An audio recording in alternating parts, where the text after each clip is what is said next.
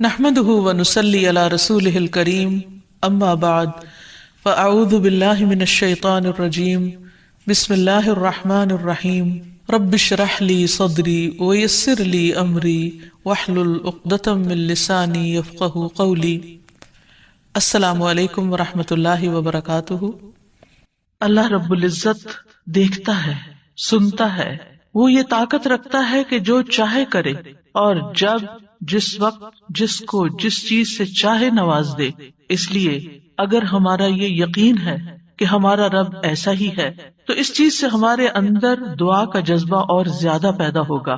جتنا جتنا انسان کو اللہ سبحانہ تعالیٰ کی معرفت حاصل ہوتی چلی جاتی ہے تو فطری طور پر، قدرتی طور پر اس کے اندر یہ جذبہ پیدا ہوتا جاتا ہے کہ وہ اپنی ہر ضرورت کے لیے، چھوٹی ضرورت کے لیے بھی اور بڑی ضرورت کے لیے بھی اپنے اسی رب کو پکارے اور اس سے دنیا اور آخرت کی سعادتیں اور بھلائیاں مانگ لے۔ وہ اسی کو اپنا کارساز بنا لے، اسی کو اپنا مددگار سمجھے۔ اس لیے دعا کرتے رہنا چاہیے۔ دعا کا نہ کوئی خاص وقت مقرر ہے کہ اس وقت کا آپ انتظار کریں تو دعا کر سکتے ہیں، نہیں، آپ ہر وقت دعا کر سکتے ہیں۔ اور نہ ہی اس کے لیے کوئی خاص قسم کا عمل کرنے کی ضرورت ہے کہ وہ عمل کریں گے تو ہی دعا کر سکتے ہیں، نہیں۔ اور نہ ہی اس کے لیے کسی زبان کی پابندی ہے کہ صرف آپ عربی میں ہی دعا کر سکتے ہیں۔ آپ اردو میں، اپنی مدر ٹنگ میں، کسی بھی زبان میں آپ دعا کر سکتے ہیں۔ وہ دعا اللہ تعالیٰ تک پہنچتی ہے، وہ دعا کو سنتا ہے اور اپنی حکمت کے مطابق اس کی قبولیت کا فیصلہ کرتا ہے کہ کیا بندے کو یہی چیز دے دی جائے جو وہ مانگ رہا ہے، یا اس سے بہتر کوئی چیز دی جائے، یا پھر اس سے کوئی بلا ٹالی جائے، یا اس کے لیے آخرت میں ذخیرہ کر لیا جائے، کیونکہ اس کے باقی اعمال اتنے نہیں ہیں کہ جن کی بنا پر یہ وہاں نجات پا سکے گا، تو اسے دنیا میں اس کی من پسند چیزیں دینے کی بجائے اس کے لیے آخرت میں اعمال کا ذخیرہ کر دیا جائے تاکہ اس کی آخرت میں نجات ہو سکے۔ لہذا ہم سب کو دعا کرتے رہنا چاہیے۔ دعا عظیم عبادت، شرف والی عبادت، وہ عبادت جس کو اللہ تعالیٰ پسند کرتا ہے، وہ عبادت کہ جسے چھوڑ دیا جائے تو اللہ تعالیٰ ناراض ہوتا ہے۔ دعا توحید کی بنیاد ہے، یہ ہمیں اپنے رب سے قریب کر دیتی ہے، اس سے ہماری مشکلات آسان ہوتی ہیں، تکلیفیں دور ہوتی ہیں، ہمیں برکتیں حاصل ہوتی ہیں۔ لہٰذا جو مشکلات سے نکلنا چاہتا ہے وہ دعا کو اپنے لیے لازم کر لے، کیونکہ اللہ تعالیٰ ہی پریشانیوں کو دور کرتا ہے۔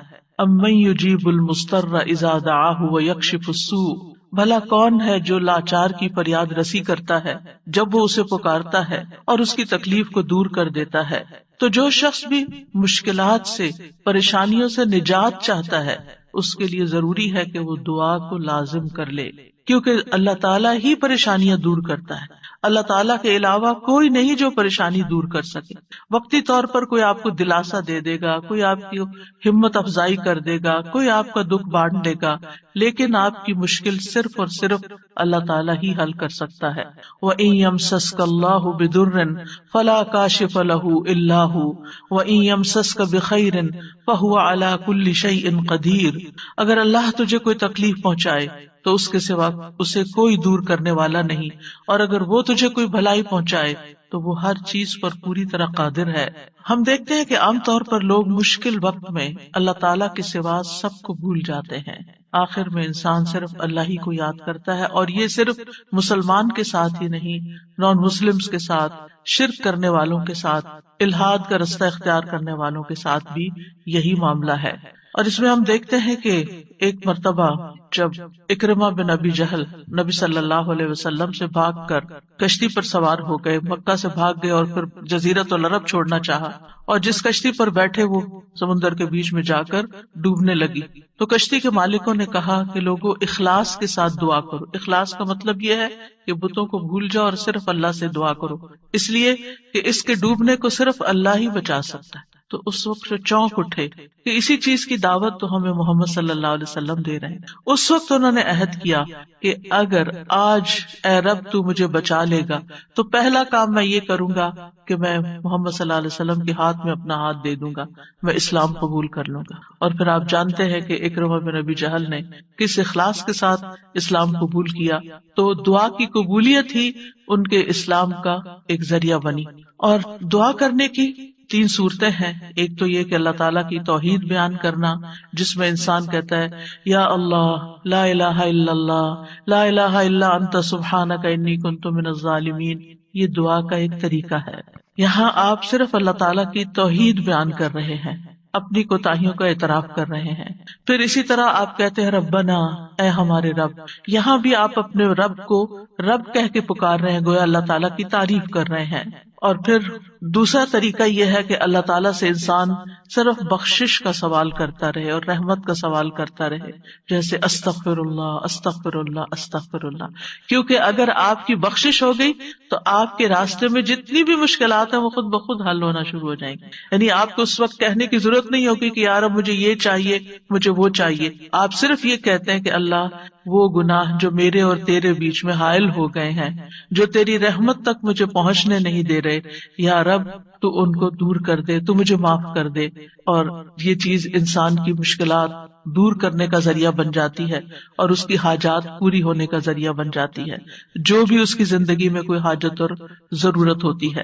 اسی طرح کبھی آپ اللہ سے صرف رحمت کا سوال کر رہے ہوتے ہیں، یا حی یا قیوم برحمتک استغیث، صرف رحمت مانگ رہے ہوتے ہیں. کیونکہ اگر اللہ سبحانہ تعالیٰ کی رحمت آ جائے تو ساری مشکلات ہی آسان ہو جائیں، پھر تو کوئی غم ہی نہ رہے، کوئی پریشانی ہی نہ رہے. اور تیسرا طریقہ ہے کہ انسان اللہ تعالیٰ سے اپنی دنیاوی حاجات مانگے یا آخرت کی ضروریات مانگے، جیسے اے اللہ مجھے مال دے، اے اللہ مجھے اولاد دے، اے اللہ مجھے گھر دے، اے اللہ مجھے گاڑی دے.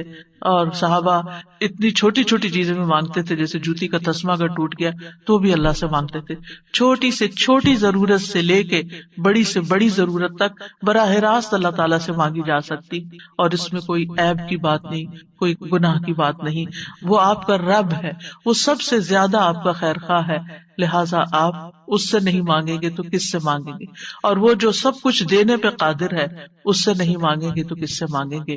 لہٰذا اس کو پکارتے رہنا چاہیے. تو نمبر 1 طریقہ صرف اللہ کی توحید بیان کرنا، اللہ کی تعریف کرتے رہنا. عرفہ کے دن کی سب سے بہترین دعا کیا ہے؟ لا الہ الا اللہ وحدہ لا شریک لہ لہ الملک ولہ الحمد وہو علی کل شیء قدیر. اس میں کیا مانگا آپ نے؟ کچھ بھی نہیں. آپ نے صرف اللہ کی توحید بیان کی ہے، لا الہ الا اللہ کہا ہے، وحدہ کہا ہے، لا شریک لہ کہا ہے، اپنے آپ کو اللہ کے لیے خالص کیا ہے. یہ دعا ہے. اور پھر دوسرا یہ کہ استغفار اور رحمت کی دعا.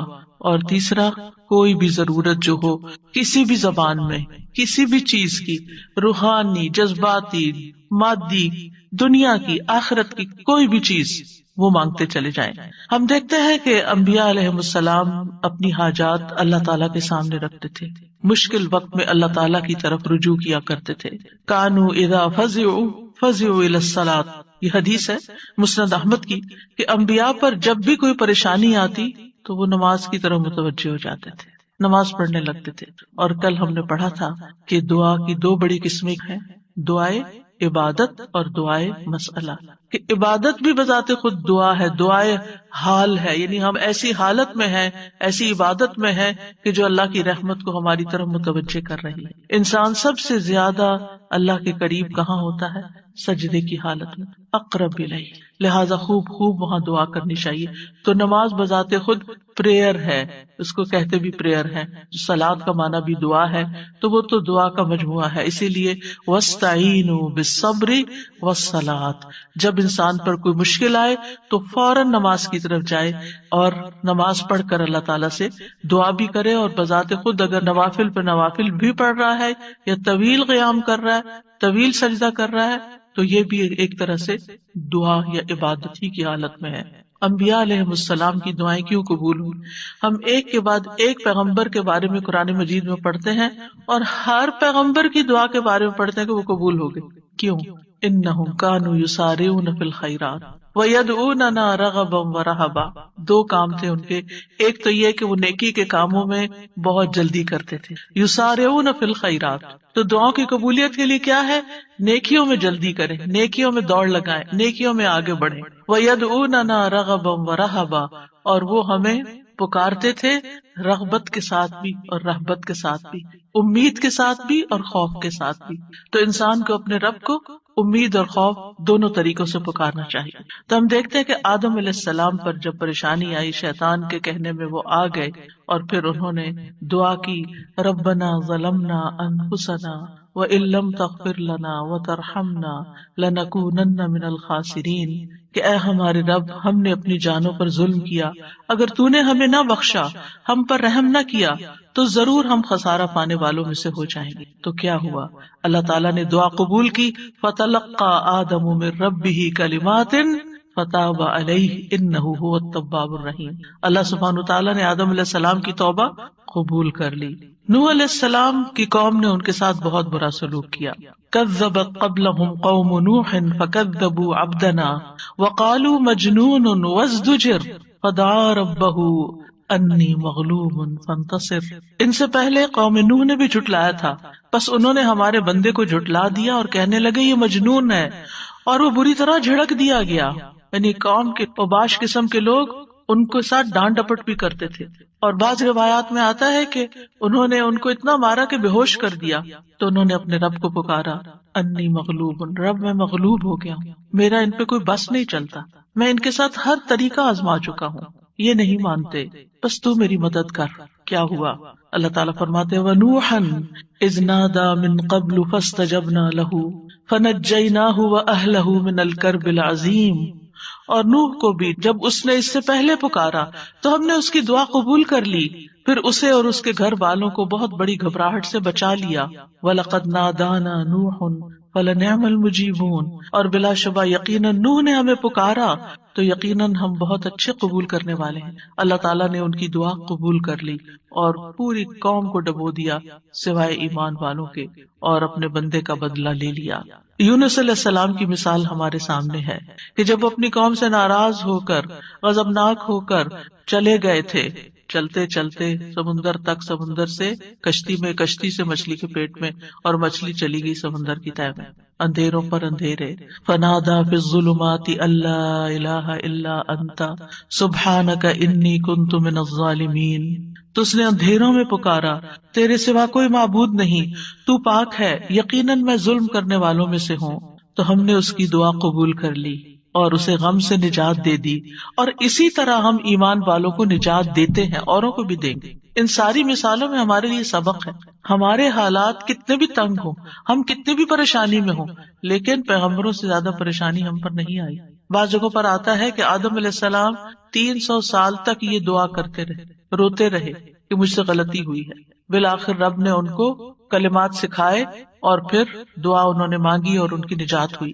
بعض اوقات آزمائشیں لمبی ہو جاتی ہیں، لیکن ہمیشہ یقین رکھیے کہ رب سنتا ہے، وہ ضرور سنے گا، وہ کبھی بھی مجھے محروم نہیں کرے گا. لم اکم بدعائک رب شقیہ، تجھ سے مانگ کر اے رب میں کبھی بھی نامراد نہیں ہوا، تو ضرور سننے والا ہے.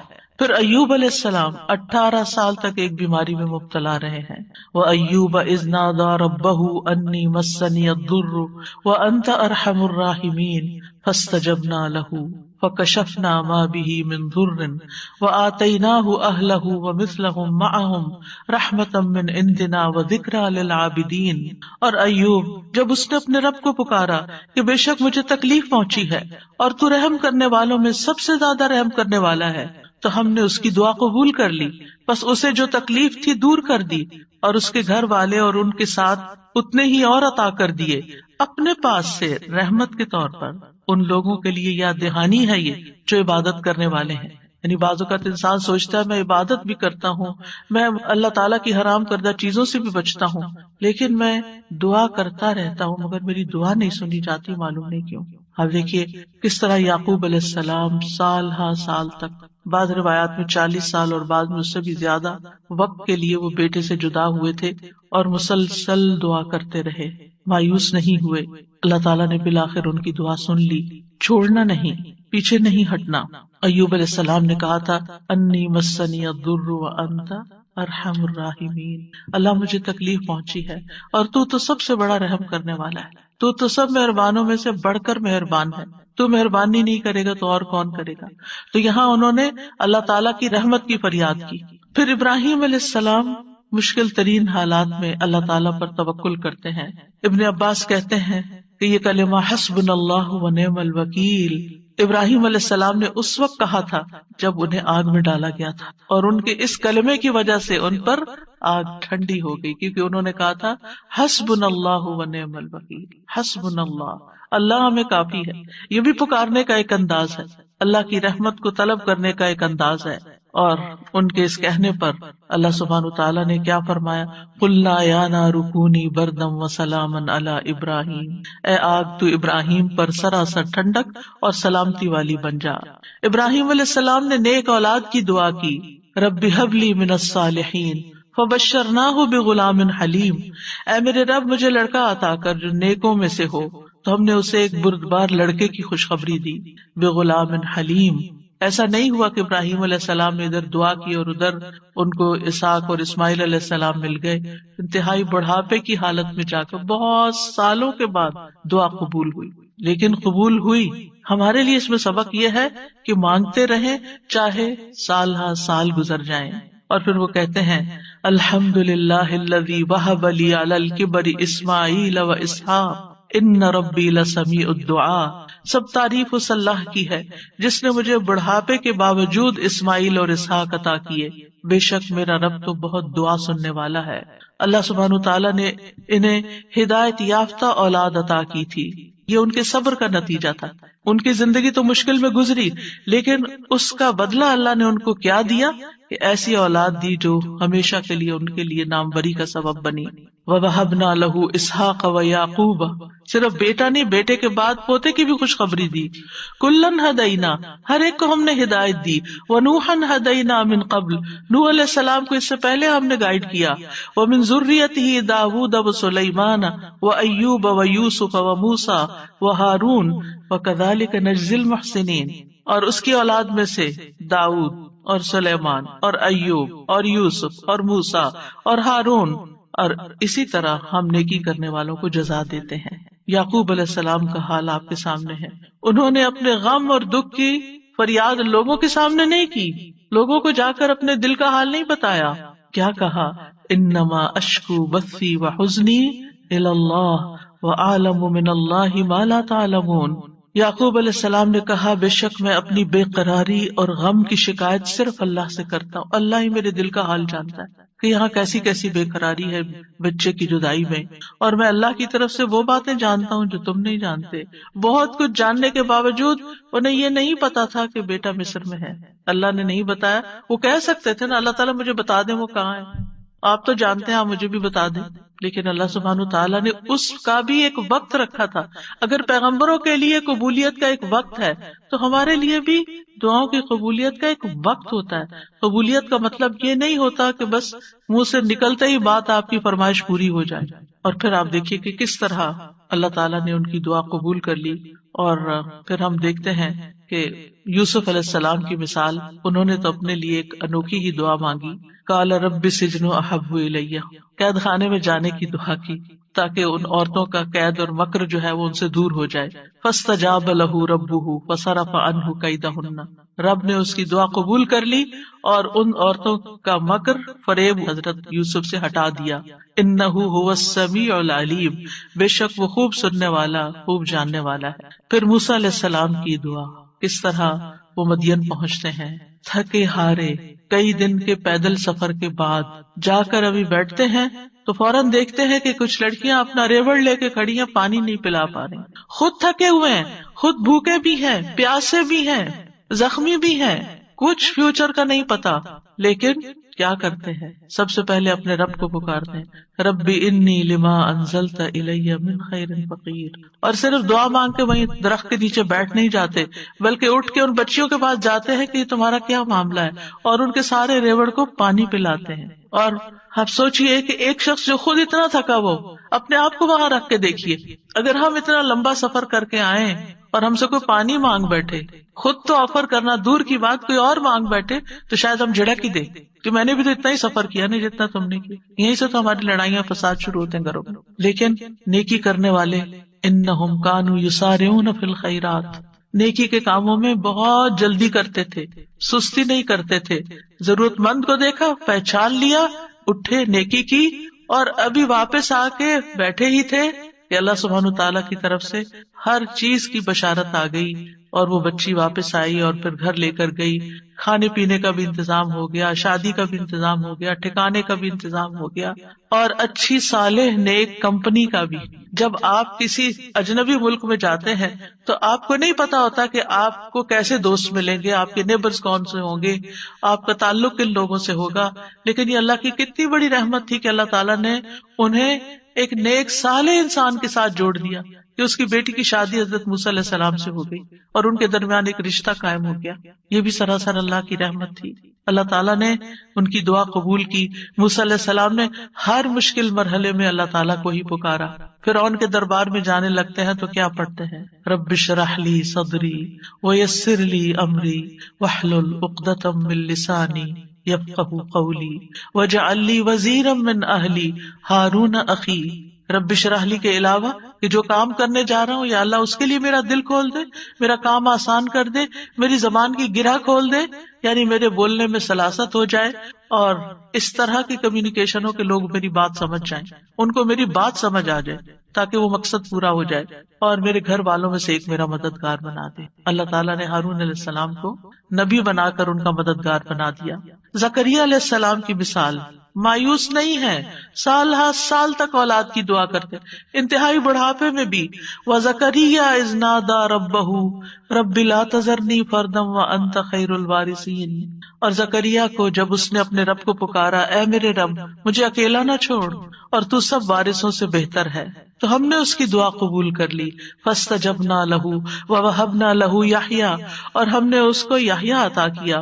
وَأَصْلَحْنَا لَهُ زَوْجَهُ، اور اس کی بیوی کو اس کے لیے درست کر دیا. یعنی بعض اوقات ہم سوچتے ہیں کہ انفرٹیلٹی کا پرابلم ہے، بچہ ہو ہی نہیں سکتا. اللہ تعالیٰ سب کچھ کر سکتا ہے، اللہ تعالیٰ وہ بھی ٹھیک کر سکتا ہے، کیونکہ ان اللہ علی کل شیء قدیر، اللہ تعالیٰ ہر چیز پر قدرت رکھتا ہے. اس لیے مایوسی کس بات کی؟ اللہ کے بندے کبھی بھی مایوس نہیں ہوتے. ہاں، مانگنے سے کبھی نہیں تھکتے، مانگتے رہتے ہیں کہ اللہ تعالیٰ سبب کے ساتھ بھی دیتا ہے اور بغیر سبب کے بھی دیتا ہے، اس کے لیے کیا مشکل ہے. پھر نبی صلی اللہ علیہ وسلم کس طرح دعا کرتے ہیں؟ استستغیثون ربکم فاستجاب لکم انی ممدکم بألف من الملائکۃ مردفین. جب تم اپنے رب سے مدد مانگ رہے تھے تو اس نے تمہاری دعا قبول کر لی کہ بے شک میں 1000 فرشتوں کے ساتھ تمہاری مدد کرنے والا ہوں جو ایک دوسرے کے پیچھے آنے والے ہیں. کس طرح نبی صلی اللہ علیہ وسلم بدر کے میدان میں فریادیں کر رہے تھے، اپنے رب کو پکار رہے تھے. دیر اینڈ دن خوشخبری آ گئی کہ فرشتوں سے مدد کی جائے گی. انبیاء علیہ السلام کے علاوہ ہم دیکھتے ہیں کہ دیگر افراد بھی جنہوں نے اللہ تعالیٰ سے دعا کی، اللہ سبحانہ تعالیٰ نے ان کی دعا سن لی. سورۃ المؤمن میں جو مرد مومن ہے، جو فرعون کے دربار میں سے ہی ایک شخص اٹھتا ہے اور پھر وہ لوگوں کو نصیحت کرتا ہے اور کیا کہتا ہے؟ فَسَتَذْكُرُونَ مَا أَقُولُ لَكُمْ وَأُفَوِّضُ أَمْرِي إِلَى اللَّهِ ان اللہ بصیر بالعباد. فرعون کے دربار میں ایک شخص کا اٹھ کر لوگوں کو سمجھانا، فرعون کو سمجھانا، خوب خوب نصیحتیں کرنا، کھلم کھلا موسیٰ علیہ السلام پر ایمان لانا، یہ بہت بڑی بغاوت تھی اور بہت بڑا نقصان ہو سکتا تھا. لیکن اس مرد مومن نے کیا کہا؟ افوض امری الی اللہ، میں اپنا معاملہ اللہ کے سپرد کرتا ہوں. کیا ہوا پھر؟ فوقاہ اللہ سیئات ما مکروا وحاق بآل فرعون سوء العذاب. اللہ نے اسے ان کی بری چالوں سے بچا لیا جو انہوں نے تدبیریں کی تھی، ان سے نجات دی، اور آل فرعون کو برے عذاب نے گھیر لیا. اللہ نے اپنے بندے کو بچا لیا اور پوری قوم کو ڈبو دیا. پھر اسی طرح کچھ واقعات احادیث میں آتے ہیں، جیسے غار والوں کا قصہ ہے، کس طرح اللہ سبحانہ تعالیٰ نے ان کی دعائیں سنی اور صرف دعاؤں کے نتیجے میں غار کے دروازے سے پتھر ہٹ گیا اور وہ باہر نکل آئے.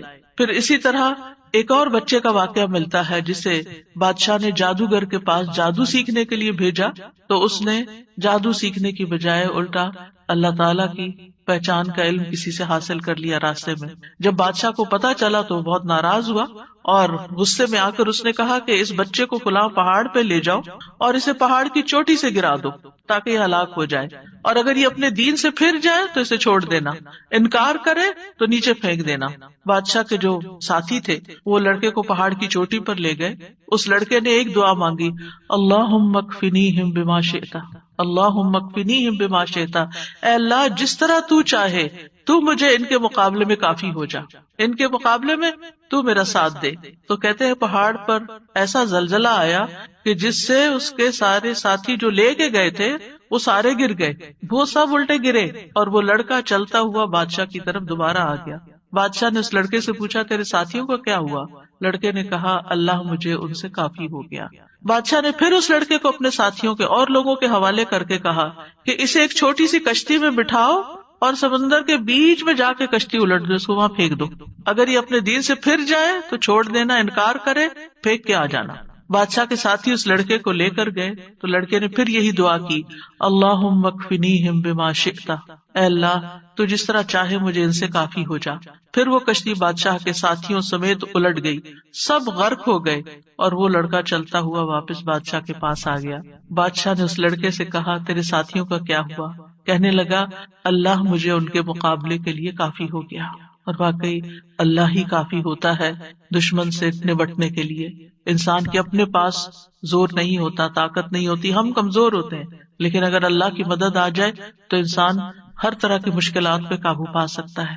آسیہ علیہ السلام کی مثال ہمارے سامنے ہے کہ کس طرح انہوں نے فرعونیوں سے نجات کے لیے دعا مانگی اور کہا رب ابن لی عندک بیتا فی الجنہ ونجنی من فرعون وعملہ ونجنی من القوم الظالمین.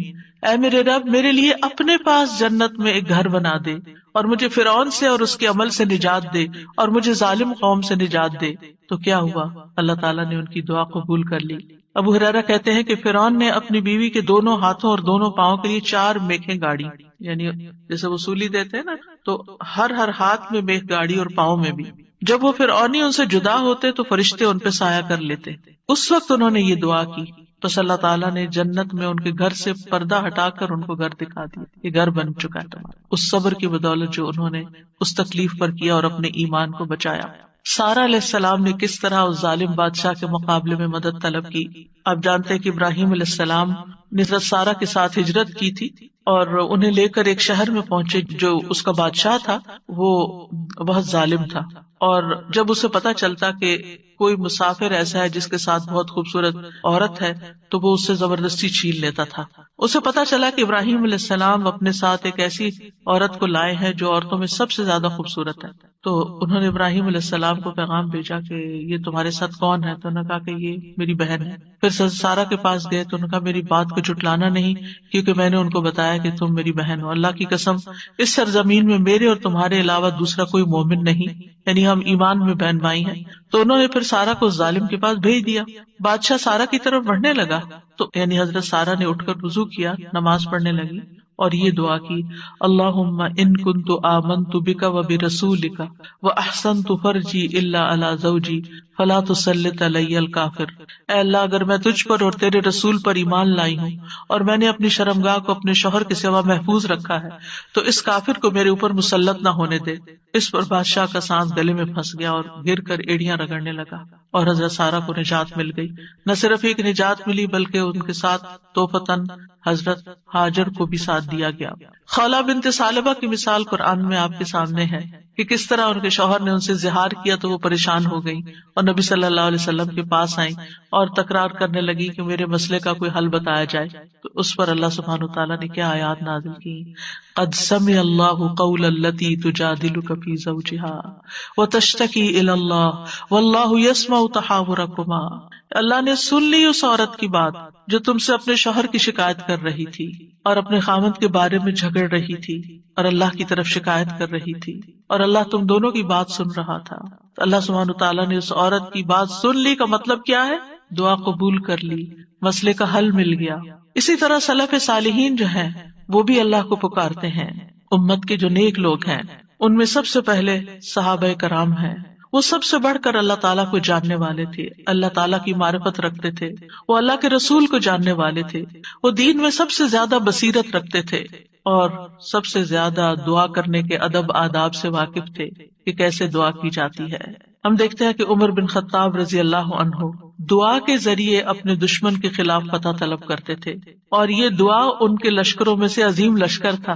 کہتے ہیں نا کہ اللہ تعالیٰ کے لشکر ہیں، جیسے سکینت بھی اللہ کے لشکروں میں سے ایک لشکر ہے، تو وہ دعا کو بھی اللہ کا ایک لشکر سمجھتے تھے۔ وہ اپنے ساتھیوں سے کہا کرتے تھے، تم کثرت تعداد کی بنیاد پر فتح نہیں دیے جاتے، بلکہ تمہاری مدد آسمان سے کی جاتی ہے۔ اللہ تمہاری مدد کرتا ہے، یعنی تمہاری دعائیں سنتا ہے۔ اسی طرح عبداللہ بن زبیر کے بارے میں آتا ہے، وہ کہتے ہیں کہ جمل کی جنگ کے موقع پر جب زبیر رضی اللہ عنہ کھڑے ہوئے تو مجھے بلایا، میں ان کے پہلو میں جا کر کھڑا ہو گیا، بیٹے ہیں ان کے۔ انہوں نے کہا، بیٹا آج کی لڑائی میں ظالم مارا جائے گا یا مظلوم؟ میں سمجھتا ہوں کہ آج میں مظلوم قتل کیا جاؤں گا، اور مجھے سب سے بڑی فکر اپنے قرضوں کی ہے۔ کیا تمہیں بھی کچھ اندازہ ہے کہ قرض ادا کرنے کے بعد ہمارا کچھ مال بچ سکے گا؟ پھر انہوں نے کہا، بیٹے ہمارا مال فروخت کر کے اس سے قرض ادا کر دینا۔ کہنے لگے، بیٹا اگر قرض ادا کرنے سے عاجز ہو جاؤ تو میرے مولا سے اس میں مدد چاہنا، کام نہ ہو تو اللہ سے مدد چاہنا۔ عبداللہ نے بیان کیا کہ اللہ کی قسم، ان کے بیٹے کہتے ہیں، اللہ کی قسم میں ان کی بات اس وقت نہ سمجھ سکا۔ میں نے پوچھا، اے میرے بابا، من مولا کا، آپ کا مولا کون ہے؟ قال اللہ، کہنے لگے اللہ۔ عبداللہ کہتے ہیں، اللہ کی قسم قرض ادا کرنے میں جب بھی دشواری پیش آئی میں نے اسی طرح دعا کی، یا مولا زبیر، ہے زبیر کے مولا، اقض عنہ دینہ، آپ ان کی طرف سے قرض ادا کر دیجیے، اس کا بندوبست کر دیجیے، اور ادائیگی کی کوئی نہ کوئی صورت پیدا ہو جاتی، دعا قبول ہو جاتی۔ سفیان ثوری کہا کرتے تھے، اے وہ ذات جس کو اپنے تمام بندوں میں سے وہ انسان سب سے زیادہ محبوب ہے جو اس سے مانگے تو کثرت سے مانگے، یعنی اللہ تعالیٰ کو وہ شخص زیادہ پیارا ہے جو زیادہ دعائیں کرتا ہے۔ اے وہ ذات جس کو اپنے تمام بندوں میں سے وہ انسان سب سے زیادہ ناپسند ہے جو اس سے نہیں مانگتا، کیونکہ جو انسان دعا نہیں کرتا اللہ تعالیٰ اس سے ناراض ہوتا ہے، اور تیرے سوا کوئی بھی ایسا نہیں ہے اے میرے رب۔ کیا مطلب؟ کوئی بھی اور ایسا نہیں۔ اگر کسی سے بھی انسان ایک سے زیادہ دفعہ کچھ مانگ لے تو وہ ناراض ہو جاتا ہے، اور نہ مانگے تو خوش رہتے ہیں۔ ایون ماں باپ بھی آپ دیکھیں، اگر بچے ایک دفعہ کچھ مانگے تو کہ اچھا بیٹا لے لو، پھر دوسری دفعہ پھر مانگے تو ایک دن آتا ہے کہ ماں باپ بھی کہتے ہیں کہ تم کب تک مانگتے رہو، اپنا بندوبست خود کرو۔ لیکن اللہ سبحانہ تعالیٰ کبھی ایسا نہیں کہتے کہ کب تک تم مجھ سے دعائیں کرتے رہو گے۔ وہ پسند کرتے ہیں کہ بندہ دعا کرتا رہے، اور بعض لوگوں کو تو دعا میں ایسا لطف آتا ہے، اللہ تعالیٰ سے مناجات کرنے میں، اللہ تعالیٰ کو پکارنے میں، اللہ تعالیٰ کے آگے ہاتھ پھیلانے میں، اللہ تعالیٰ کی طرف رجوع کرنے میں ایسی لذت آتی ہے کہ ان کی یہ لذت اس چیز کی لذت سے بھی بڑھ جاتی جو وہ مانگ رہے ہوتے ہیں۔ تو اس لیے کبھی بھی انسان مانگنے سے دور نہ رہے، مانگتا رہے، صرف بڑی حاجتیں نہیں، بڑے مسائل نہیں، چھوٹی چھوٹی چیزیں بھی۔ لیث بن سعد کہتے ہیں کہ ابو حازم کہا کرتے تھے، مجھے نمک بھی چاہیے تو میں اپنی دعاؤں میں اللہ سے مانگتا ہوں کہ مجھے نمک چاہیے۔ نمک سب سے چھوٹی چیز ہوتی ہے نا۔ اور پھر اسی طرح بعض سلف صالحین اپنی نمازوں میں اللہ تعالیٰ سے اپنی تمام ضروریات مانگتے تھے، یعنی چھوٹی بڑی سب، یہاں تک کہ آٹے میں ڈالا جانے والا نمک، بکری کا چارہ، گھاس بھی اللہ سے مانگتے تھے۔ چھوٹی چھوٹی چیزیں بھی ایک تعلق کو ظاہر کرتا ہے نا یہ، اور اس بات کے یقین کو ظاہر کرتا ہے کہ وہی دیتا ہے، یہ چھوٹی چیزیں بھی وہی دیتا ہے، اگرچہ اسباب ہیں دنیا میں لیکن اصل میں پیچھے اسی کا ہاتھ ہے۔ حضرت عائشہ کہا کرتی تھی، سب کچھ اللہ سے مانگو، یہاں تک کہ جوتے کا تسمہ بھی اللہ سے مانگو، کیونکہ اگر اللہ میسر نہ کرے تو وہ کبھی میسر نہ ہو، اللہ نہ دے تو کبھی نہیں ملتا، چاہے چھوٹی سی چیز ہی کیوں نہ ہو۔ یاد رکھیے دعا کی قبولیت کے کچھ درجات ہیں، یعنی ہم سب مانگتے ہیں، پیغمبروں نے مانگا، ابھی تک ہم نے دیکھا کہ سب مانگ رہے ہیں اور دعائیں قبول بھی ہو رہی ہیں، تو اس کے کچھ درجات ہیں، لیولز ہیں۔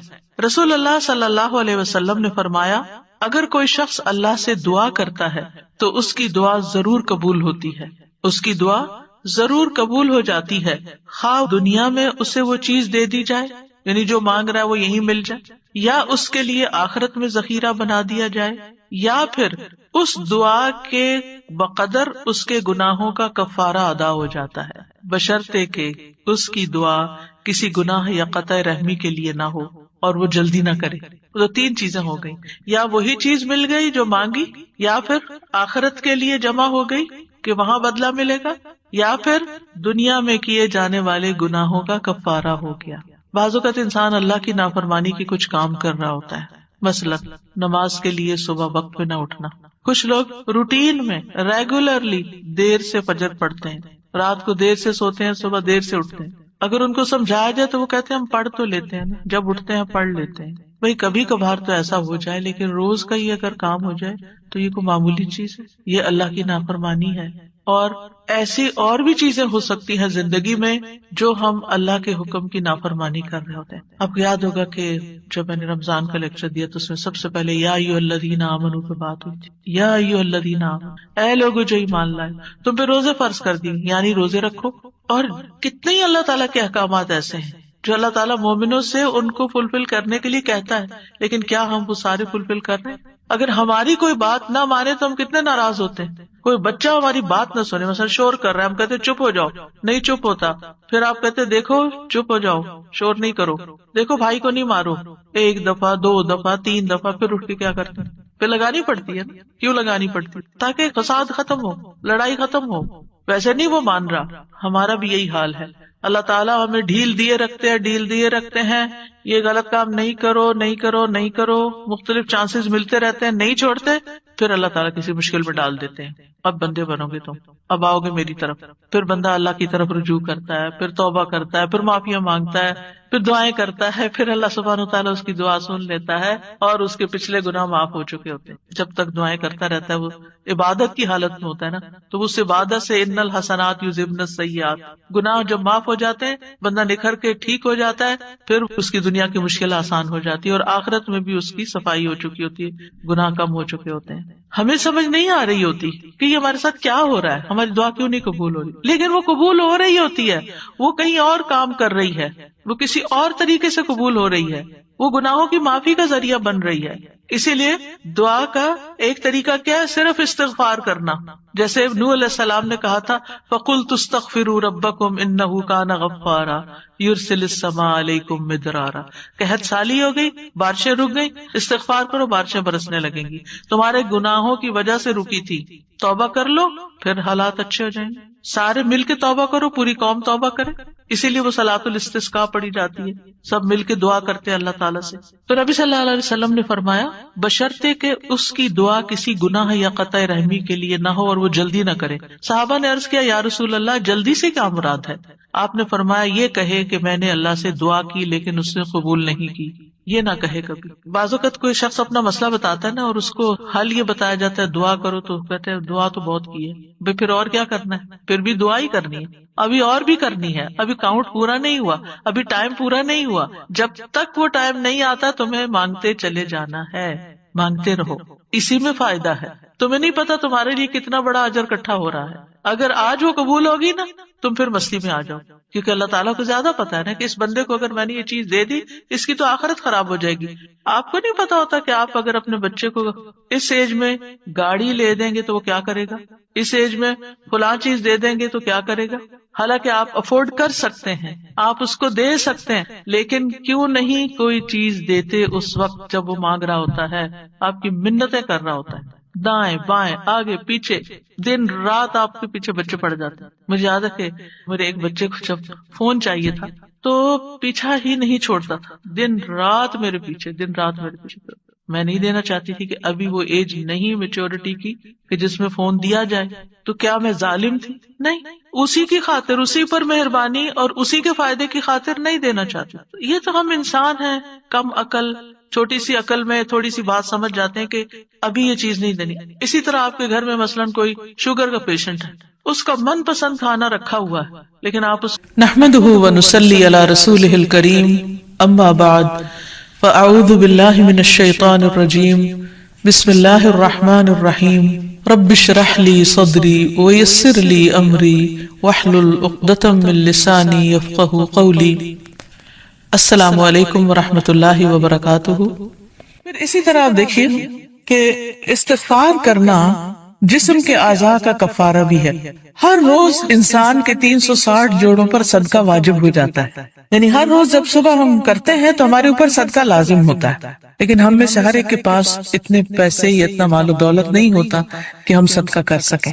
تو اس کے لیے بہترین حل کیا ہے کہ انسان استغفار کرے، اللہ کی تسبیح کرے، اور 2 رکعت ضحیٰ کی نماز جو ہے، چاشت کی نماز یا اشراق کی نماز جو ہے، وہ جسم کے ہر جوڑ کا صدقہ ہے۔ اور یہ آزما کر دیکھ لیں، اگر آپ کو جوڑوں کی تکلیف ہے، اگر آپ کے جسم میں تکلیف ہے جوڑوں میں، تو آپ ان 2 رکعتوں کو روز پڑھنا شروع کریں۔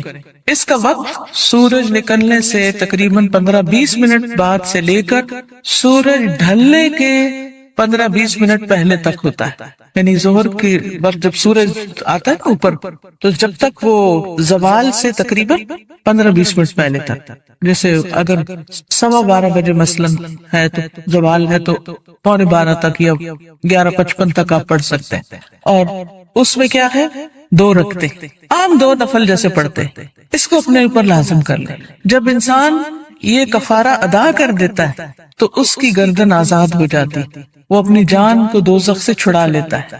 ہر شخص کی جان پکڑی ہوئی ہے، ہر شخص پکڑا ہوا ہے، اور نہ صرف یہ کہ یہ آخرت کے اعتبار سے بلکہ دنیاوی اعتبار سے بہترین نسخہ ہے، آزما کے دیکھ لیں۔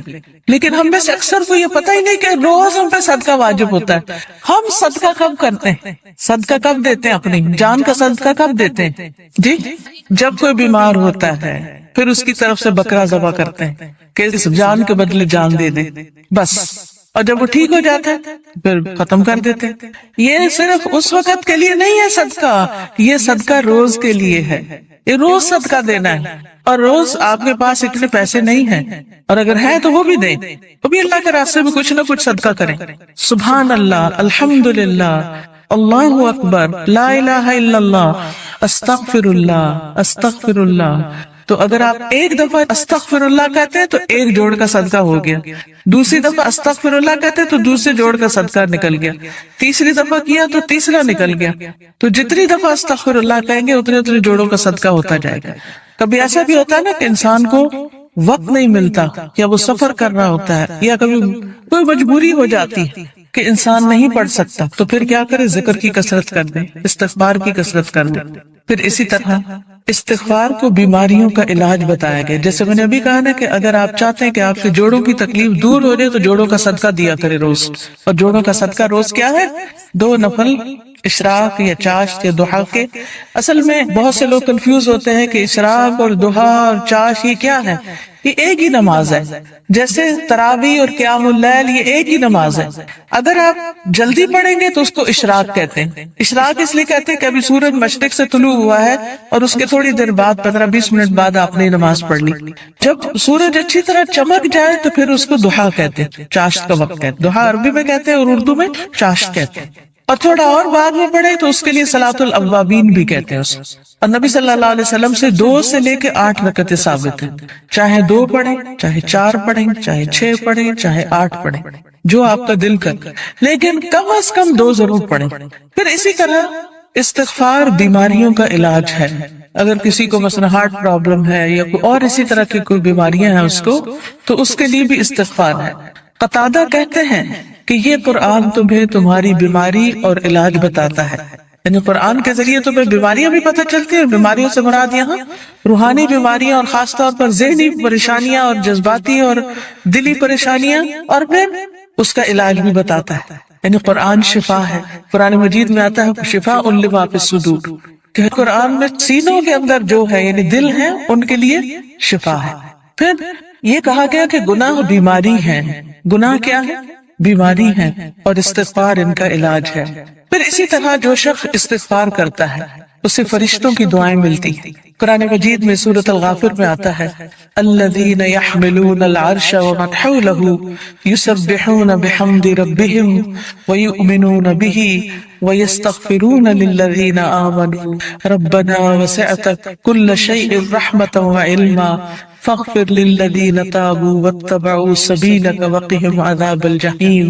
جو فرشتے عرش اٹھائے ہوئے ہیں اور جو اس کے ارد گرد ہیں، سب اپنے رب کی حمد کے ساتھ اس کی تسبیح کر رہے ہیں اور اس پر ایمان رکھتے ہیں، اور ایمان لانے والوں کے لیے بخشش کی دعا کرتے ہیں۔ سبحان اللہ، یعنی کتنی بڑی سعادت ہے، ایمان لانا کتنی بڑی اللہ کی رحمت ہے ہم پر کہ ہم اس پر ایمان رکھتے ہیں اور آخرت پر ایمان رکھتے ہیں اور عقیدہ درست ہے، کیونکہ ایسے لوگوں کے لیے فرشتے بھی ان کے دوست ہوتے ہیں۔ اور ان کی مدد بھی کرتے ہیں اور ان کے لیے دعائیں بھی کرتے ہیں. جیسے ایک اور جگہ پر آتا ہے ان الذین قالوا ربنا اللہ ثم استقاموا تتنزل علیہم الملائکۃ الا تخافوا ولا تحزنوا وابشروا بالجنة التي كنتم توعدون نحن اولياؤكم في الحياة الدنيا وفي الآخرة ولكم فيها ما تشتهي انفسكم ولكم فيها ما تدعون نزلا من غفور رحیم.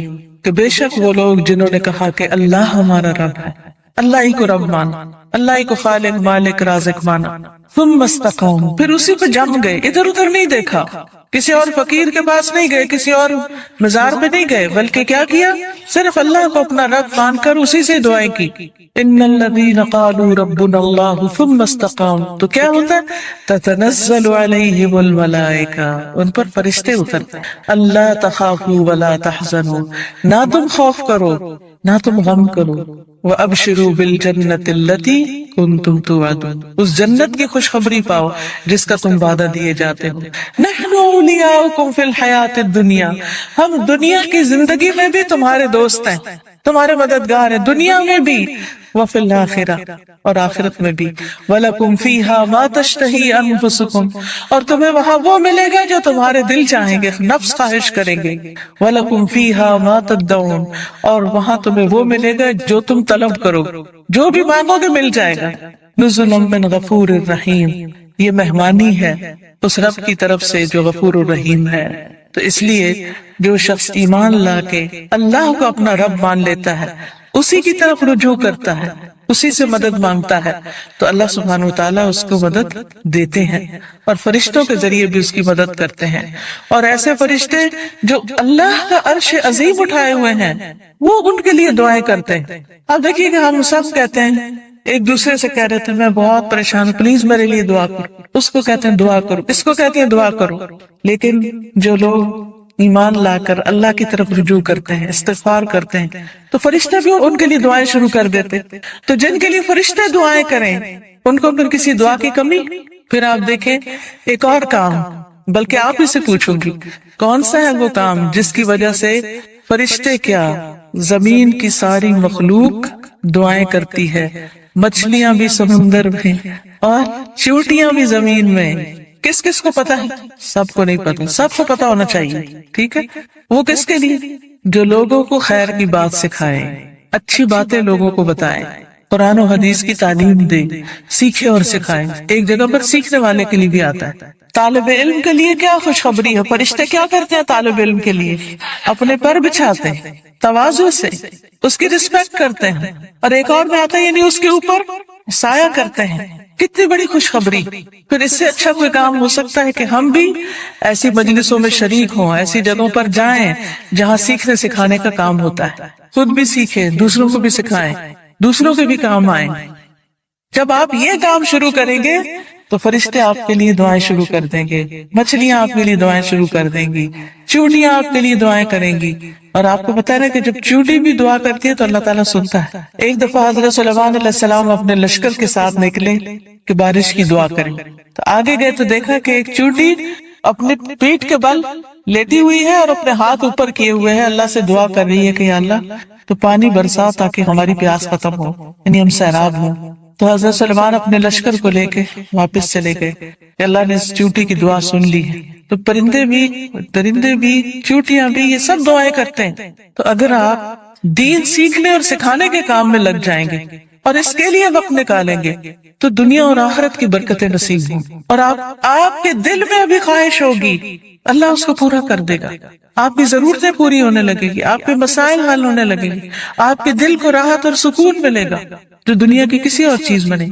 اگر اچھے کپڑے پہننے سے سکون ملتا تو جو لوگ ہر وقت برانڈڈ کلوتھس پہنتے ہیں، یعنی برانڈ کے کپڑے پہنتے ہیں، عام کپڑے نہیں پہنتے، پھر انہیں سب سے زیادہ خوشحال ہونا چاہیے تھا، ہے نا؟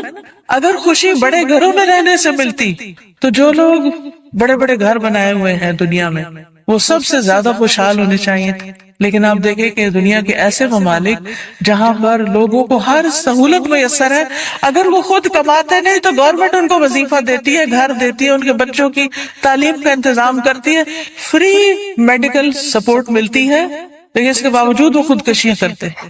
کسی چیز کی کمی نہیں مگر دل خوش نہیں، دل میں راحت نہیں، دل میں سکون نہیں. اور اس کے برعکس وہ صحابہ جو پیٹ پر 3 پتھر باندھ کے کام کرتے تھے، ان کے دلوں میں خوشی تھی، سکون تھا، اطمینان تھا. فقر و فاقے کی وجہ سے بھی ان کے دلوں کا اطمینان اور سکون نہیں گیا. آج اگر ہمیں تھوڑی سی بھی کمی ہو تو ہم پریشان ہو جاتے ہیں، کسی بھی چیز کی کمی لگتی تو ہم پریشان ہو جاتے ہیں، یا پتہ نہیں کیا بنے، کیا ہوگا ہمارا. تو جو شخص اللہ کے راستے پر نکل آتا ہے، فرشتے اس کے لیے دعا کرتے ہیں. فرمایا جو فرشتے عرش اٹھائے ہوئے ہیں اور جو اس کے ارد گرد ہیں، سب اپنے رب کی حمد کے ساتھ اس کی تسبیح کرتے ہیں اور اس پر ایمان رکھتے ہیں. ایمان والوں کے لیے بخشش طلب کرتے ہیں اور کہتے ہیں اے ہمارے رب، تو نے اپنی رحمت اور علم سے ہر چیز کا احاطہ کر رکھا ہے، لہٰذا جن لوگوں نے توبہ کی اور تیری راہ کی پیروی کی، تو انہیں بخش دے اور دوزخ کے عذاب سے بچا لے. یہ فرشتوں کی دعائیں. لیکن یہ دعا کس کے لیے کرتے ہیں؟ توبہ کرنے والوں کے لیے، استغفار کرنے والوں کے لیے. پھر آخرت میں استغفار کرنے والوں کے درجات بلند ہوں گے. صرف اپنے لیے نہیں، اگر کوئی اپنے ماں باپ کے لیے بھی استغفار کرتا ہے، ان کی بخشش کی دعا کرتا ہے، تو ان کے درجے بھی بلند ہوتے ہیں. مسند احمد کی روایت میں آتا ہے رسول اللہ صلی اللہ علیہ وسلم نے فرمایا بے شک اللہ عز و جل جنت میں ایک نیک آدمی کے درجات کو بلند کرتا ہے. تو وہ پوچھتا ہے کہ اے میرے رب، میرے یہ درجات کہاں سے بلند ہوئے؟ اللہ تعالیٰ فرماتا ہے تیرے حق میں تیری اولاد کی استغفار کی وجہ سے، کہ تیرے پیچھے تیرے بچے تیرے لیے بخشش مانگ رہے ہیں. کیا ہم سب اپنے والدین کے لیے روز بخشش کی دعا کرتے؟ تو پھر ہم اپنی اولاد سے کیا توقع رکھتے ہیں کہ وہ ہمارے لیے کریں؟ ہاں، جو لوگ نماز پابندی سے پڑھتے ہیں وہ ضرور کرتے ہیں. کیسے؟ ربنا اغفر لی ولوالدی وللمؤمنین یوم یقوم الحساب. بس ضرورت اس چیز کی ہے کہ ہم توجہ کے ساتھ کو دعا پڑھیں. یہ نہیں کہ دھیان کہیں اور، ربنا اغفر لی ولوالدی وللمؤمنین یوم یقوم الحساب، جلدی نہ، آہستہ آہستہ اور مان کے اللہ سے. اللہ ہمیں اس کی توفیق عطا فرمائے اور ہمارے بچوں کو ہمارے حق میں صدقہ جاریہ بنائے. پھر اسی طرح جن لوگوں کے نامہ اعمال میں استغفار زیادہ ہوگا وہ بہت خوش ہوگے، انہیں نہایت خوشی نصیب ہوگی. نبی صلی اللہ علیہ وسلم نے فرمایا جو شخص یہ بات پسند کرتا ہے کہ اس کا نامہ اعمال اسے خوش کر دے، یعنی وہ اپنی کتاب دیکھے اور خوش ہو جائے، تو اسے چاہیے کہ وہ کثرت سے استغفار کیا کرے. کیونکہ اس سے کیا ہوگا؟ ساری وہ چیزیں مٹ جائے گی جو اس کے لیے پریشانی کا باعث ہوں گی. مثلا آپ کچھ لکھتے ہیں اور لکھنے میں غلطی ہو جاتی ہے، پھر آپ کیا کرتے ہیں؟ اسے اریز کرتے ہیں. کبھی کیا کرتے ہیں؟ اوپر وائٹو لگا دیتے. تو استغفار کا مطلب ہے ڈھانپ دینا، یعنی غلطیاں نظر نہ آئیں. ہم سب غلطیاں کرتے ہیں، لیکن استغفار کرتے ہیں تو جو غلطیاں وہ مٹتی چلی جاتی، ختم ہوتی چلی جاتی، اور نامہ اعمال بہترین ہوتا جاتا ہے. اور قیامت کے دن انسان اپنا نامہ اعمال دیکھے گا تو اس میں بس اچھائیاں ہی اچھائیاں ہوں گی، کیونکہ برائیاں تو ساری توبہ سے صاف ہو گئیں. تو اس وقت انسان کتنا خوش ہوگا. مثلا آپ کے ٹیچر آپ کو پرچہ واپس کرے اور 100/100 نمبر ہوں تو آپ کی خوشی کا کیا ٹھکانہ ہوگا؟ بہت زیادہ خوش ہوں گے کہ میرا تو ایک بھی نمبر نہیں کٹا، سارے ادھر، کوئی ریڈ نشان نہیں ہے، کوئی کاٹا نہیں ہے. تو سوچئے قیامت کے دن اگر آپ دیکھیں کہ آپ کی کوئی غلطی اس میں نظر ہی نہیں آ رہی، سب صاف مٹ گئی، ڈھانپ دی گئی، تو خوشی کا کیا عالم ہوگا. کیونکہ سب سے زیادہ تو پریشانی اسی بات سے ہوتی ہے نا کہ پتہ نہیں وہاں جائیں گے تو کیا نظر آئے گا اور اس پہ شرمندگی نہ ہو زیادہ. پھر اسی طرح عبداللہ بن بصر کی روایت ہے کہ نبی صلی اللہ علیہ وسلم نے فرمایا مبارک ہو اس کو جو اپنے نامہ اعمال میں کثرت سے استغفار پائے، کہ بہت زیادہ استغفار ہے اس میں. پھر اسی طرح استغفار جنت میں داخلے کا ذریعہ ہے. اللہ تعالیٰ فرماتے ہیں یا ایھا الذین آمنوا توبوا الی اللہ توبۃ نصوحا عسى ربکم ان یکفر عنکم سیئاتکم ویدخلکم جنات تجری من تحتها الانہار. اے لوگو جو ایمان لائے ہو، اللہ کی طرف توبہ کرو، خالص توبہ، سچی توبہ، پکی توبہ، صحیح والی توبہ. قریب ہے کہ تمہارا رب تم سے تمہاری برائیاں دور کر دے اور تمہیں ایسے باغوں میں داخل کرے جن کے نیچے نہریں بہتی ہوں. یعنی غلطیوں کی معافی ہو جائے تو جنت کے راستے آسان ہو جائیں گے، اور اس کے لیے معافی مانگنی ہوگی. استغفار کرنا ہوگا۔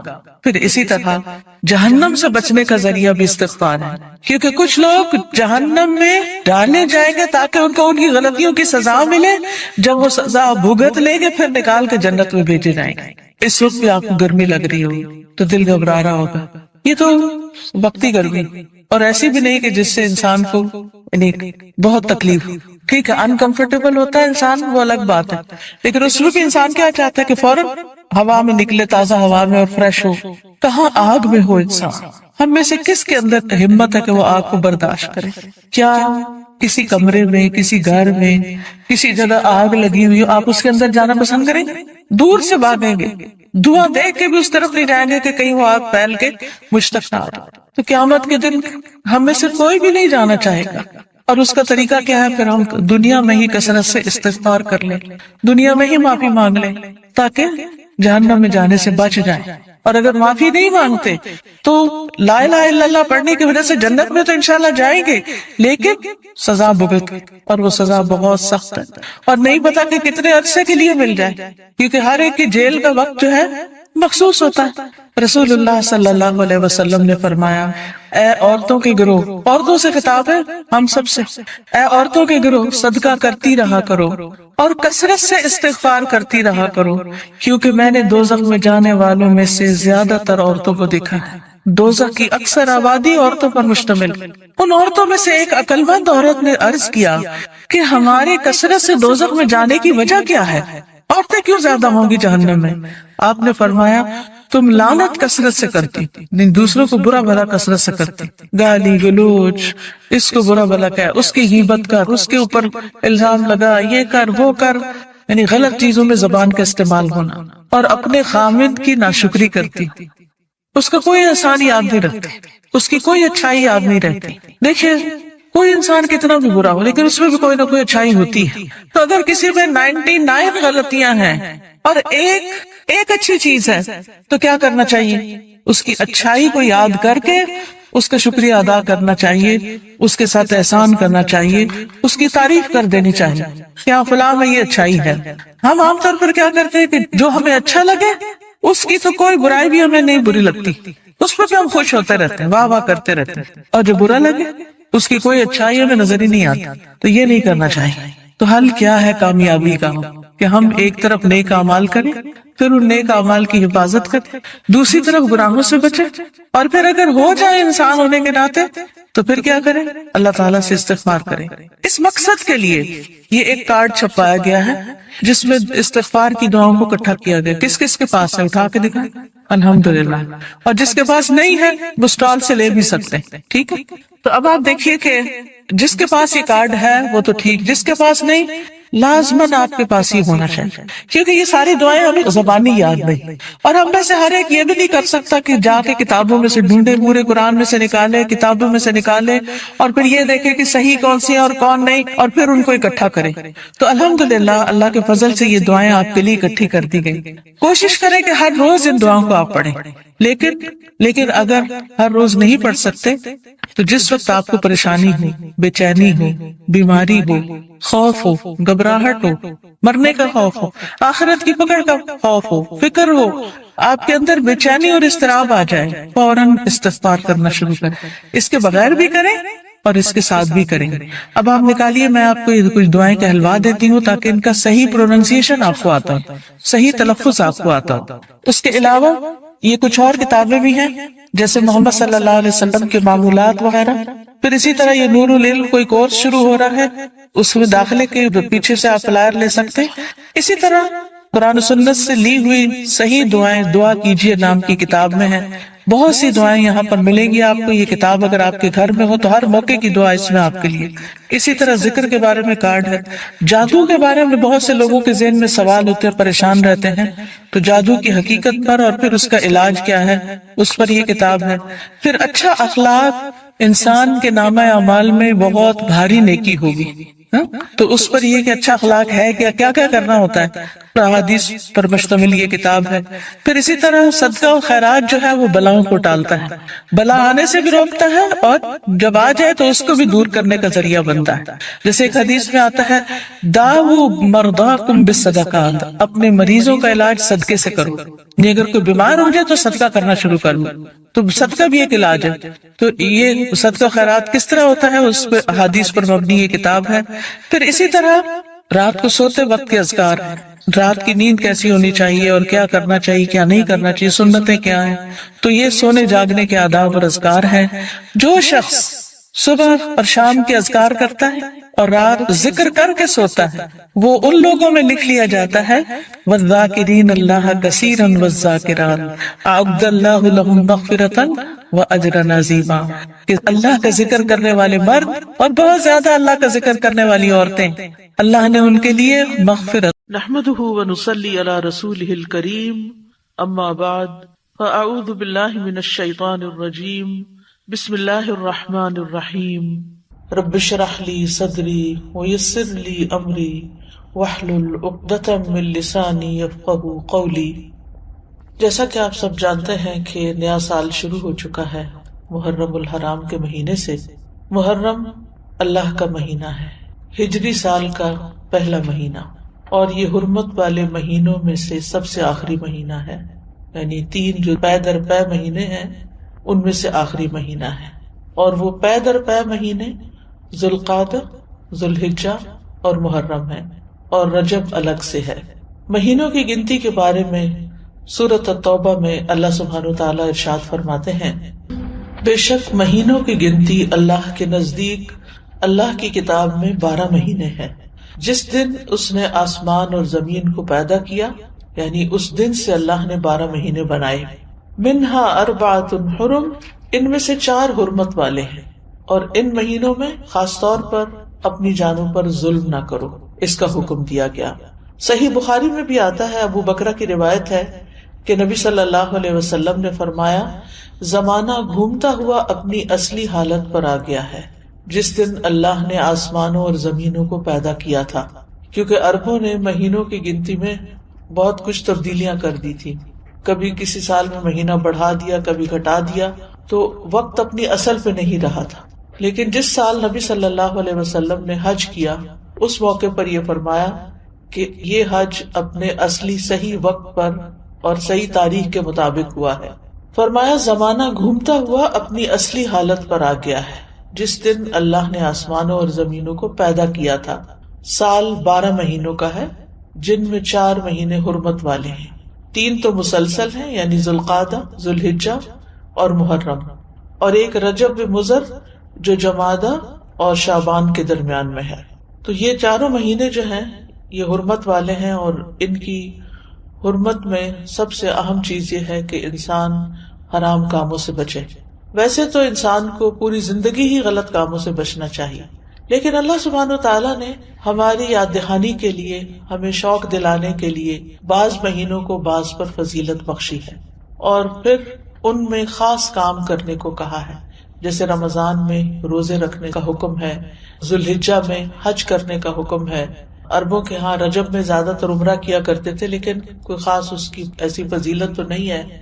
اسی طرح یہ جو 4 حرمت والے مہینے ہیں ان کا جو خاص حکم ہے وہ یہ کہ ان میں اپنی جانوں پر ظلم نہ کرو۔ اپنی جان پہ ظلم کرنا 2 طرح سے ہوتا ہے، ایک تو یہ کہ انسان گناہ کے کام کرے۔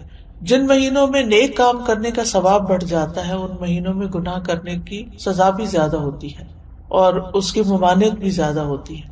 تو بطور خاص، کیونکہ اگر سال کے یہ 4 مہینے انسان اچھی طرح پریکٹس کرے تو پھر باقی مہینوں میں بھی اللہ کی حرمتوں کو پامال نہیں کرے گا۔ اور دوسرا یہ کہ انسان کسی دوسرے پر بھی ظلم نہ کرے، کیونکہ جب انسان دوسرے پر ظلم کرتا ہے تو وہ دراصل اپنے اوپر کرتا ہے، جیسا کہ انسان دوسرے کے ساتھ احسان کرتا ہے تو وہ دراصل اپنے اوپر کرتا ہے۔ قرآن مجید میں آتا ہے ان احسنتم احسنتم لانفسکم، اگر تم نے نیکی کی، احسان کیا تو اپنی جان پر کیا، یعنی بظاہر ایسا لگتا ہے کہ جیسے انسان دوسرے کو فیور دے رہا ہے، لیکن حقیقت میں وہ اس کے اپنے لیے ہی بہتر ہوتا ہے۔ محرم کو اللہ کا مہینہ قرار دیا گیا ہے، یہ اس مہینے کے فضائل میں سے ہے۔ نبی صلی اللہ علیہ وسلم نے اس کے بارے میں فرمایا، ان ابی ہریرہ رضی اللہ عنہ قال قال رسول اللہ صلی اللہ علیہ وسلم افضل الصیام بعد رمضان شہر اللہ المحرم۔ یہ صحیح مسلم کی روایت ہے۔ ابو ہریرہ رضی اللہ عنہ کہتے ہیں کہ رسول اللہ صلی اللہ علیہ وسلم نے فرمایا، رمضان کے بعد سب سے افضل روزے اللہ کے مہینے محرم کے ہیں، یعنی اس مہینے میں خاص طور پر روزے رکھنے کا اہتمام کرنا چاہیے، یعنی یہ اس کی خاص عبادت ہے۔ اس مہینے کو شہر اللہ المحرم کہہ کر شرف دیا گیا ہے، یعنی اللہ تعالیٰ نے اس کو اپنی طرف منسوب کیا کہ یہ اللہ کا مہینہ ہے۔ اس سے اس مہینے کے شرف اور فضیلت پر دلیل ملتی ہے۔ اللہ سبحانہ تعالیٰ اپنی خاص مخلوقات کو اپنی طرف، جیسے اللہ سبحانہ تعالیٰ نے محمد صلی اللہ علیہ وسلم کو، ابراہیم علیہ السلام کو، اسحاق علیہ السلام کو، یعقوب علیہ السلام کو اور دیگر انبیاء کو اپنی عبودیت کی طرف منسوب کیا ہے کہ یہ اللہ کے بندے ہیں، ان کو اپنا بندہ قرار دیا ہے۔ اسی طرح خانہ کعبہ کو اللہ تعالیٰ نے بیت اللہ کہا ہے، اللہ کا گھر۔ اسی طرح قوم سمود کی اونٹنی کو اللہ تعالیٰ نے ناقۃ اللہ کہا، اللہ کی اونٹنی۔ تو جس چیز کو اللہ تعالیٰ اپنی طرف منسوب کرے وہ اس کی خاص عزت اور تشریف کی وجہ سے ہوتا ہے، یعنی اس کی خاص امپورٹنس کی وجہ سے ہوتا ہے۔ اگرچہ حرمت والے مہینے 4 ہیں، لیکن ان چاروں میں سے پھر افضل جو ہے وہ محرم ہے۔ حسن بصری رحمت اللہ علیہ کہتے ہیں کہ حرمت کے مہینوں میں سے بھی سب سے افضل مہینہ محرم کا ہے۔ اگر دیکھا جائے تو سال کا آغاز اور اختتام دونوں ہی حرمت والے مہینوں سے ہوتے ہیں۔ حسن بصری کہتے ہیں کہ اللہ نے سال کو حرمت والے مہینے سے شروع کیا، یعنی محرم سے شروع کیا، اور سال کا اختتام بھی حرمت والے مہینے کے ساتھ کیا، یعنی ذوالحجہ کے ساتھ۔ اور پھر اللہ کے نزدیک ہجری سال میں رمضان کے بعد محرم سے زیادہ اور کوئی مہینہ عظمت والا نہیں۔ تو اس سے آپ اندازہ لگا سکتے ہیں کہ اس مہینے کی کتنی فضیلت ہے۔ اور محرم میں سے بھی پہلے 10 دن زیادہ فضیلت کے ہیں۔ سلف صالحین 3 عشروں کی تعظیم کیا کرتے تھے۔ ابو عثمان نہدی رحمہ اللہ کہتے ہیں کہ سلف صالحین 3 عشروں کی تعظیم کرتے تھے: رمضان کے آخری 10 دن، ذوالحجہ کے پہلے 10 دن اور ماہ محرم کے پہلے 10 دن۔ یعنی یہ 3 جیسے دھاکے جن کو کہتے ہیں، یعنی 10 دن پر مشتمل دن، یہ باقی دنوں کی نسبت زیادہ اہمیت کے حامل ہیں۔ حرمت والے مہینوں میں خاص طور پر ظلم کی ممانعت ہے۔ اللہ سبحانہ تعالیٰ نے ان مہینوں میں جان پر ظلم کرنے سے منع کیا، فرمایا فَلَا تَظْلِمُوا فِيهِنَّ أَنفُسَكُمْ۔ لہذا ان مہینوں میں خاص طور پر اس چیز کا اہتمام کرنا ضروری ہے، یعنی حرمت والے مہینوں میں ظلم کی سنگینی کا ذکر ہے، یعنی اس میں ظلم کرنا، کسی بھی انسان پر، کسی جاندار پر، کسی بھی چیز پر کسی کا بھی حق نہ دینا، یہ زیادہ بڑا گناہ ہے، یعنی دوسرے مہینوں کی نسبت۔ اگرچہ سارا سال ہی منع ہے، ہر حال میں ظلم سنگین ہوتا ہے، لیکن ان مہینوں میں بطور خاص منع کیا گیا ہے۔ پھر ایک اور بات یہ ہے کہ محرم کے مہینے میں خاص عبادت جو ہے وہ روزے رکھنے کی ہے۔ تو اس مہینے میں اللہ کی توفیق سے اگر ممکن ہو تو کثرت سے روزے رکھنا مستحب ہے۔ روزوں کے اعتبار سے رمضان کے بعد سب سے افضل مہینہ ہے۔ صحیح مسلم کی روایت ہے، ابو ہریرہ کہتے ہیں کہ رسول اللہ صلی اللہ علیہ وسلم نے فرمایا، رمضان کے بعد سب سے افضل روزے اللہ کے مہینے محرم کے ہیں۔ ابن رجب کہتے ہیں کہ یہ حدیث اس معنی میں واضح اور صریح ہے کہ رمضان کے بعد نفلی روزوں میں افضل ترین روزے اللہ کے مہینے محرم کے روزے ہیں، اور یہ سب نفلی روزے ہیں۔ فرض روزوں سے پہلے محرم میں روزے رکھے جاتے تھے، پھر جب فرض روزے رمضان میں ہو گئے تو پھر محرم کے روزے جو ہیں وہ نفلی ہو گئے۔ نبی صلی اللہ علیہ وسلم صرف شعبان میں کثرت سے روزے رکھتے تھے۔ عائشہ رضی اللہ تعالی عنہا روایت کرتی ہیں کہ نبی صلی اللہ علیہ وسلم شعبان کے مہینے سے زیادہ کسی اور مہینے میں نفلی روزے نہیں رکھتے تھے، مطلب آپ نے محرم کا سارا مہینہ روزے نہیں رکھے یا شعبان سے زیادہ نہیں رکھے۔ اسی طرح صحیح بخاری کی روایت ہے، ابن عباس کہتے ہیں نبی صلی اللہ علیہ وسلم نے رمضان کے سوا کبھی پورا 1 مہینہ روزے نہیں رکھے۔ تو اگرچہ اس مہینے کے روزے افضل ہیں، لیکن پورا مہینہ رکھنے کی ضرورت نہیں ہے۔ آپ روزے رکھتے حتیٰ کہ کہنے والا کہتا واللہ آپ کبھی افطار نہیں کریں گے، یعنی مسلسل رکھتے چلے جاتے تھے، اور افطار کرتے یعنی چھوڑ دیتے روزے رکھنا حتیٰ کہ کہنے والا کہتا اللہ کی قسم آپ کبھی روزے نہیں رکھیں گے۔ تو اس میں آپ کا جو پیٹرن تھا تسلسل کے ساتھ روزے رکھنے کا وہ ہمیشہ کے لیے نہیں ہوتا تھا۔ اور یہ کیوں نہیں کیا آپ نے؟ اس لیے نہیں کہ آپ کے اندر طاقت نہیں تھی، اس لیے کہ امت کے لیے مشکل نہ ہو، کیونکہ امت میں بہت سارے لوگ ایسے ہوتے ہیں جو نبی صلی اللہ علیہ وسلم کی ہر بات کو کاپی کرنا چاہتے ہیں، ہر سنت کی پیروی کرنا چاہتے ہیں، تو پھر یہ چیز مشکل ہو جاتی۔ اب سوال یہ پیدا ہوتا ہے کہ نبی صلی اللہ علیہ وسلم محرم کی بجائے شعبان میں کثرت سے روزے کیوں رکھتے تھے؟ علماء کو اس مسئلے میں اشکال ہوا ہے کہ اگر محرم زیادہ افضل ہے تو آپ شعبان میں کیوں زیادہ روزے رکھتے؟ کہ آپ نے صراحت کے ساتھ یہ فرمایا کہ ماہ محرم کے روزے جو ہیں وہ افضل ہیں، تو اس میں بعض علماء یہ کہتے ہیں کہ شاید آپ کو محرم کی فضیلت کا علم زندگی کے آخری ایام میں ہوا، یعنی شروع سے نہیں یہ بات بتائی گئی، اور یہ بھی ہو سکتا ہے کہ اس مہینے میں آپ کو کئی عذر پیش آ جاتے تھے جس کی وجہ سے آپ یہ روزے نہیں رکھ سکتے تھے، جیسے سفر ہے یا بیماری کا لاحق ہونا ہے، لیکن چونکہ آپ نے فرما دیا ہے کہ یہ افضل ہے تو بہرحال یہ افضل ہے، یعنی اس مہینے میں روزے رکھنا۔ اور اس مہینے میں سے بھی خاص طور